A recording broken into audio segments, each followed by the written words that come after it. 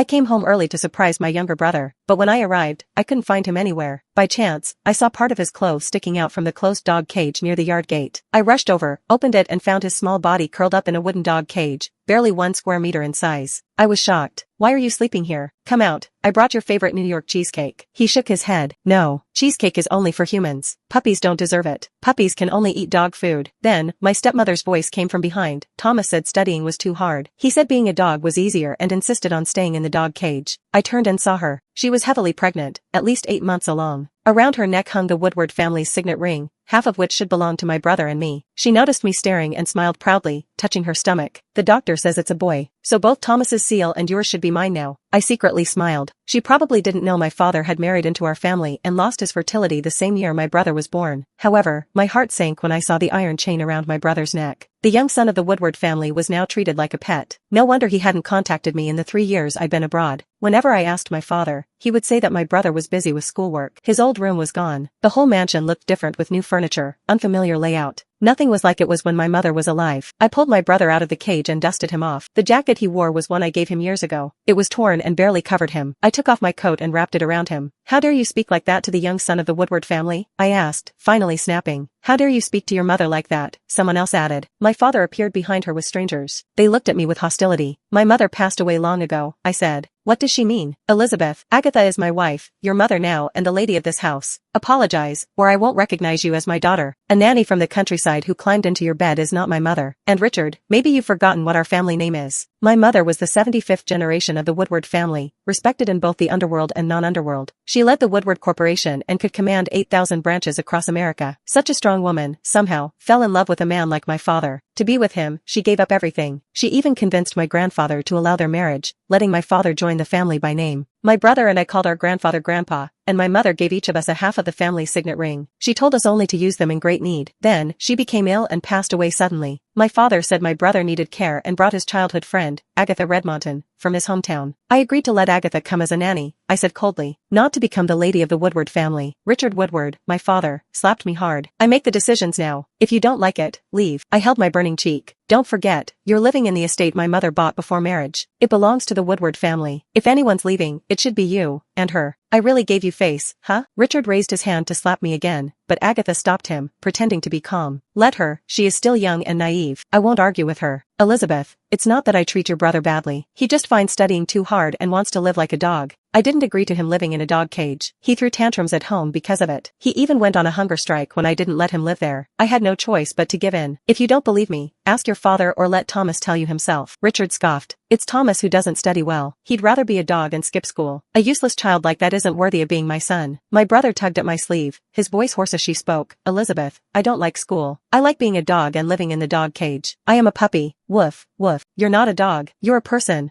I looked around and noticed there were no older family members in the yard. The original staff was gone, replaced by strangers who watched me closely. I don't care about the past, but now that I'm back, my brother will not be a dog here, I said firmly. Agatha gave a fake smile. "Elizabeth, you should discipline Thomas from now on. We can't control him." She then picked up a ball from the ground and tossed it. My brother immediately dropped to all fours and ran after it. He grabbed it with his mouth and returned it to her. She threw it again and my brother was about to chase it when I grabbed him. "Thomas, you're a human, not a dog. You need to walk on 2 legs and use your hands to pick things up. Promise me you won't act like a dog anymore." He shook his head as he responded, "No, I'm a puppy. I like being a puppy." Agatha laughed loudly, shaking the ball in her hand and asked, "Do you want to play more?" My brother stuck out his tongue, happily saying, "Yes, yes, enough." Not long after that, I turned to Richard. "My mother told you to take care of my brother before she died and this is how you take care of him." Richard just shrugged, saying, "I can't help it if he's useless. Take the key and untie the chain around his neck." No one moved. I glared at the servants around me. "Are you all deaf? Go get the key." Only when Agatha spoke did anyone act. It was clear I had no control over the people in this house. Once the chain was off, my brother panicked. He pulled his neck back, trying to crawl into the dog cage. "I'm a puppy. I have to live in the dog cage." I quickly hugged him and told him, "Thomas, don't be afraid. I'll take you to see a doctor." I didn't have time to clean him up. I rushed him to the hospital. The doctor's examination showed that my brother not only had severe psychological issues,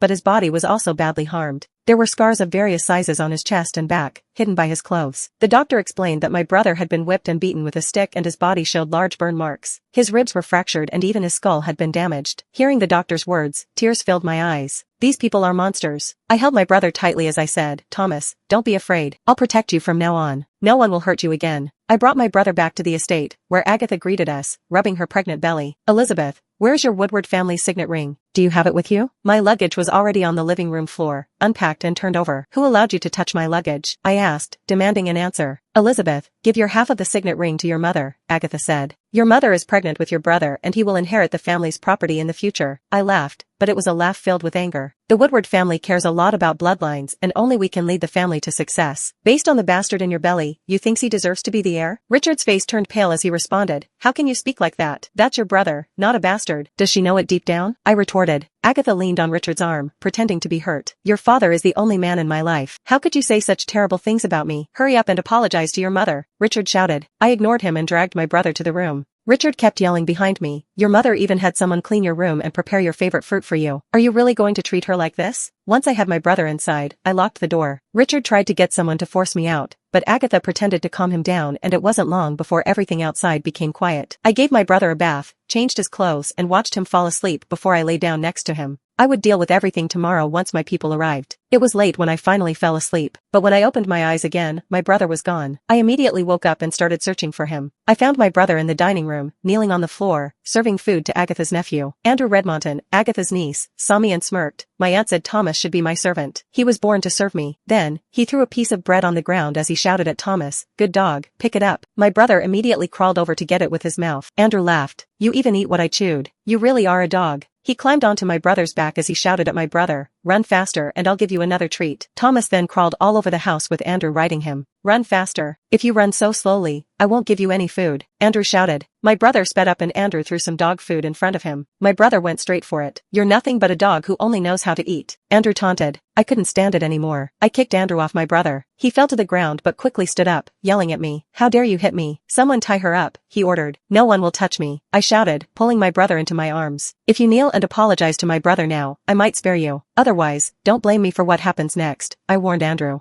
"Oh, you think you're in charge now?" Andrew asked, sneering. "This family is now under the name Blackville and so is the Woodward Corporation. My uncle has the final say here, not you. Grab her," he ordered and the bodyguards rushed to hold me and my brother down. Agatha walked over, pretending to be kind. "Elizabeth, my nephew is spoiled by me. He didn't mean any harm. He was just playing with Thomas." She looked at me as she said, "Give me the signet ring and I'll have him apologize to you and Thomas." "You want the signet ring? You're dreaming," I shouted angrily.